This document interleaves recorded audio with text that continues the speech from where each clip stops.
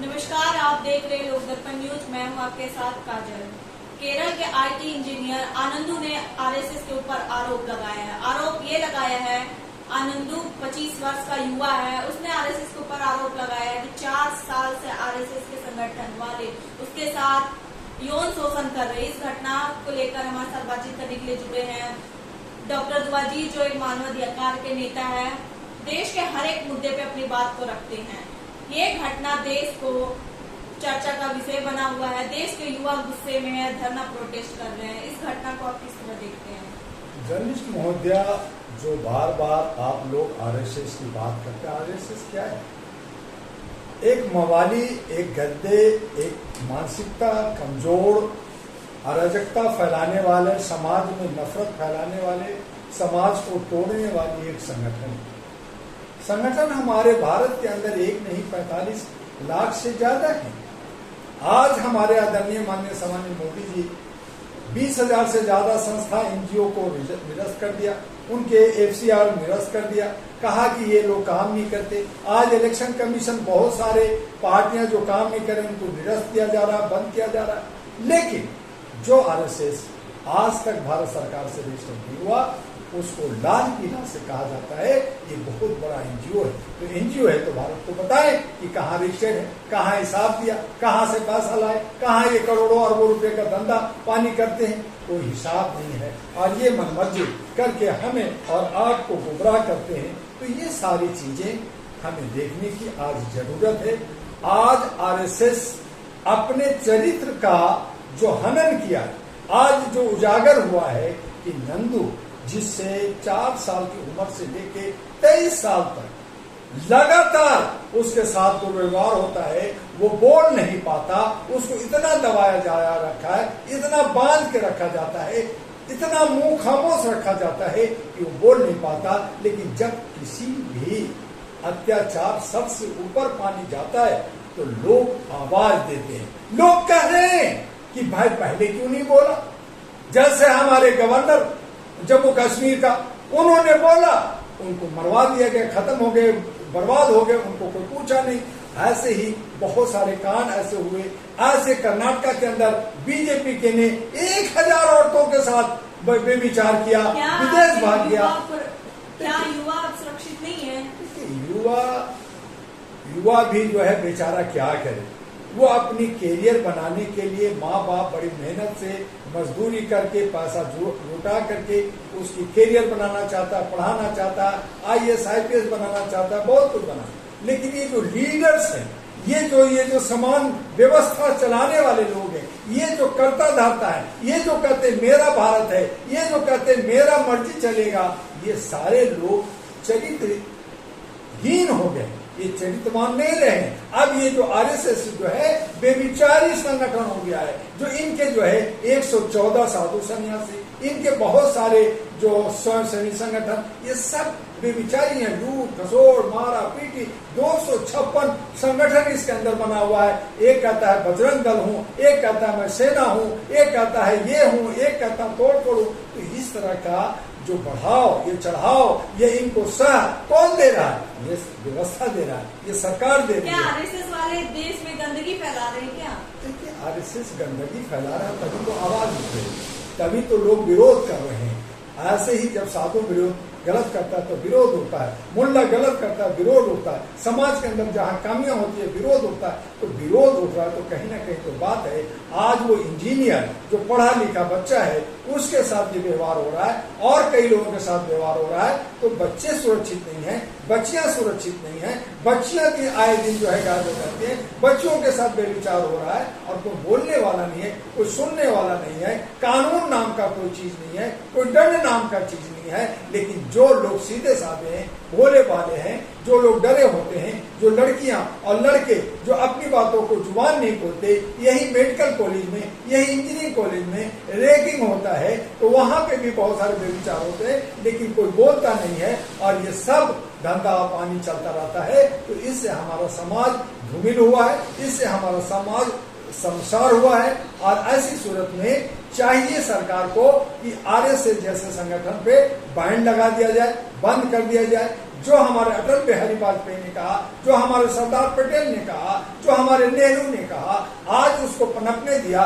कहीं न कहीं इसका गुनाहगार कांग्रेस पार्टी भी है और आज की सत्ता के जो बीजेपी सत्ता कांग्रेस पार्टी आरएसएस बैन करने की मांग कर रहे हैं। देखिए कांग्रेस मांग कर रही है, आज उन्हीं अपने 70 साल में बैन किया, क्यों ने उसको सा क्यों दिया? तो कांग्रेस जिम्मेदार है सबसे पहला, दूसरा है बीजेपी जो अभी सरकार है। तो ये सब गलत लोगों को, आज हम लोग जरा सा काम करें, 100 रुपए का इधर उधर हिसाब किताब करते हैं, फौरन जो है इनकम टैक्स का लेटर आ जाएगा। आप हिसाब दीजिए, ये करोड़ों रुपए लूटते हैं, करोड़ों अरबों रुपए लूट के विदेश चले जाते हैं और इनको 16,000 करोड़ माफ भी कर दिया जाता है। इनका कोई माँ बाप नहीं, कोई पूछने वाला नहीं है। लेकिन आज यही एक जनाक्रोश आ गया है, जनता में आ गया है, युवा लोग भी समझने लगे हैं। और ये जो 65 करोड़ युवा युवती हमारे देश के अंदर है, जिस दिन वो एक लामबद्ध होकर के आवाज देंगे, उस दिन आगाज कुछ और होगा, अंजाम कुछ और होगा। और ये जो नेता अपने को जो सिक्योरिटी समझ रहे हैं, जेट सिक्योरिटी में समझ रहे हैं, ये हमारा कुछ नहीं बिगाड़ सकता, ये ताश की पत्ते की तरह और सूखे पत्ते की तरह फुर्र हो जाएंगे। ये भाजपा और आरएसएस वाले कह रहे हैं कि हमारे संगठन को बदनाम करने का काम कर रहे हैं। तो कौन सा अच्छा काम इन्होंने किया? आज ये जो है कहते हैं कि गांधी को मारा अच्छा किया, तो गोडसे को गुरु कर रहे और जो है वीर सावरकर को ये पूजा कर रहे, हमारे जो है भगत सिंह को आतंकवादी कह रहे, हमारे सुभाष चंद्र बोस को बेइज्जत कर रहे, हमारे जो है राजा अशोक का अशोक स्तंभ जो है सत्यमेव जयते को बेइज्जती कर रहे हैं, हमारा बाबा अम्बेडकर का मूर्ति को तोड़ के पार्लियामेंट से बाहर फेंक रहे हैं और खुद कर रहे हैं। वो संगोर पार्लियामेंट के अंदर सत्यमेव जयते था, वहाँ संगोर छड़ी रखे जा रहे हैं, वहाँ अपनी मनमर्जी कर रहे हैं। ये जो है एक समाजवादी, और आज जितने भी मुख्यमंत्री हैं, जितने भी बीजेपी के नेता हैं, जितने भी आरएसएस के सारे सपोर्टर हैं, ये सब कह रहे हैं मैं सनातन धर्म लाऊंगा। जब धर्म का पता नहीं, लेकिन धर्म नहीं वो वर्ण है, लेकिन सनातन युग था जहाँ पे दुनिया भर के अत्याचार और व्यभिचार और शोषण उद्भवन हुआ है, वही युग ये लाना चाहते हैं। तो देश शाइनिंग इंडिया की बात क्यों कर रहे हैं? बुलेट चलाने की बात आप क्यों कर रहे हैं? आप लोगों को रोजगार देने की बात क्यों कर रहे हैं? आप देश को तरक्की और विश्व गुरु बनाने की बात आप क्यों कर रहे हैं? आप गोंगा पंडित को लेकर करके देश में जो है अराजकता फैला करके आप जो है पुराने जमाने लाना चाहते हैं। आप फिर विदेशी आक्रांता को आप स्वागत लाना चाहते हैं और इस तरह से देश को बर्बाद करना चाहते हैं, तोड़ना चाहते हैं। इसलिए डॉक्टर दुआ का कहना है कि युवाओं के साथ अत्याचार जो हो रहा है, जो व्यभिचार हो रहा है, ये बहुत ही दयनीय स्थिति है और ये बहुत ही निंदनीय है। इसकी पूरी जांच होकर के आज न सिर्फ युवाओं पे बल्कि IAS IPS जो हमारा पूर्ण के साथ, जो हरियाणा के अंदर IPS के साथ उसको जो है सुसाइड करना पड़ा। सुसाइड करने पे जब इंक्वायरी हुई तो इंक्वायरी ऑफिसर को भी सुसाइड करना पड़ा। क्या पता सुसाइड करना पड़ा या मार दिया। उसकी औरतों को, उसकी बीवियों को आप हक अधिकार नहीं दे रहे हो, उनको जलाने, उनको जो है शमशान घाट नहीं ले जाने दे रहे हो, उनको विधि विधान नहीं करने दे रहे हो। तो ये सब क्या कहता है? ये अराजकता कहता है। ये सब देश को विघटन करने की बात है, ये सब देश को बर्बाद करने की राह पे ले जा रहे हैं। और ऐसी सूरत में हमारे देश का प्रधानमंत्री, गृह मंत्री खामोश बैठा है। कभी मणिपुर जलता है, कभी बंगाल जलता है, अन्य राज्यों में जल रहा है, युवा के साथ ऐसा हो रहा है और आप खामोश हैं, आप एक्शन नहीं ले रहे हैं। आप एक्शन किस पे लेते हैं? जो बेचारे भोले भाले सीधे साधे कहता है मुझे चाहिए आजादी, जो अपनी अभिव्यक्ति बोलता है, जो अपना सही राह देता है, जो सामाजिक अच्छा काम करता है, आप उसको दंडित करते हो। तो इस तरह से देश नहीं चलेगा। आपको कहीं न कहीं इसका एक विकल्प निकाल के डॉक्टर दुआ के साथ खड़ा होना। आनंदू ने अपने सुसाइड करने से पहले सुसाइड नोट्स में काफी कुछ लिखा, लेकिन उसमें ये भी लिखा कि जहां वो जिस कैंप में रहता था, जिस NGO में रहता था, वहाँ के बच्चों के साथ भी यौन शोषण हो रहा है। बिल्कुल सही कह रहे हैं। उन्होंने सुसाइड नोट में कहा, हरियाणा वाला कहा, नंदू ने कहा और उसमें एक जगह लिखा भी है, कोई एक नाम NM है। अब NM कौन है? वो नरेंद्र मोदी है या कौन और है? वो जांच का विषय है, जांच करना चाहिए कि किस लोगों का हाथ है, किन लोगों के दबाव में ऐसा हुआ, कैसे आपने बंधक बना के रखा। आज नागपुर में हेडक्वार्टर में ऐसा हो रहा है तो अन्य शिविरों में क्या हो रहा है। तो ये तो आवाज है, ये जांच है, लेकिन जांच योगी जी करे के- तो कौन करे? वही चोर है, वही जांच करता है, वही सिपाही है, वही जज है। तो वो सारे के सारे कहीं न्याय नहीं मिलेगा सिवाय इसका कि जन क्रांति हो करके इन तमाम व्यवस्था को बदला जाए और भारत को एक नया रोशनी लेकिन योगी जी कह रहे हैं उस एनजीओ में जाके देखिए, वहाँ पे शिक्षा दी जाती है। अरे योगी जी खुद गुंडे बदमाश थे, मवाली थे, मंदिर में जाके खाना खाए, पूजा किया, कैसे कैसे एमएलए एमपी बन गए।